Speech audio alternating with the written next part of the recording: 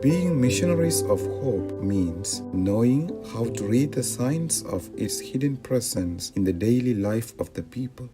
Learning to recognize hope among the poor to whom you have been sent, who often succeed in finding it amid the most difficult situations. Letting yourselves be evangelized by the poor you evangelize. They teach you the way of hope for the church and for the world. So that with the eyes of your heart enlightened, you may know what is the hope to which He has called you, what are the riches of His glorious inheritance among the saints.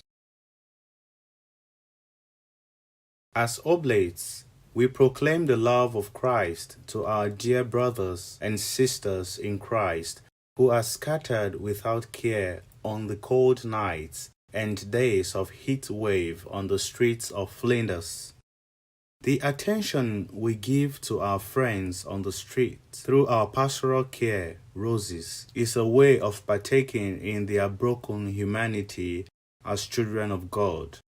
Interestingly, when we approach our homeless sisters and brothers on these avenues of distress, we are evangelized by their simplicity and thankfulness. Whenever we serve them food, they always say thank you.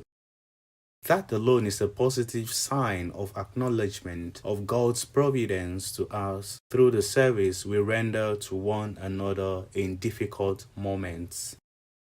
My pastoral experience as an Oblate scholastic here in Australia with the homeless is filled with joy. The beauty of the Oblate outreach service to the poor on the streets is motivated by the act of listening, caregiving, and compassion. Having a conversation with one of the homeless, he asked me, "How old are you?"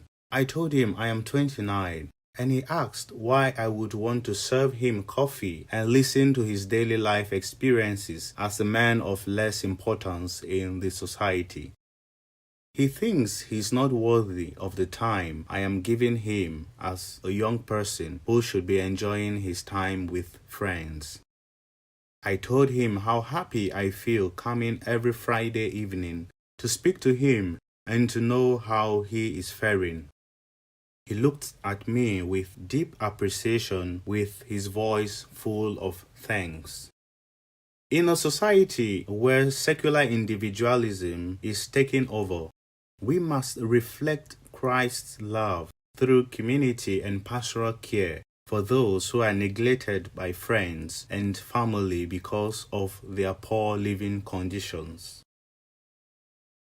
Our charism speaks.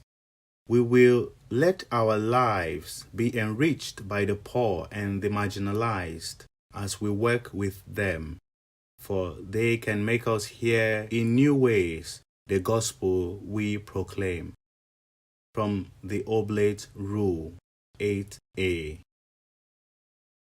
Praised be Jesus Christ and Mary Immaculate.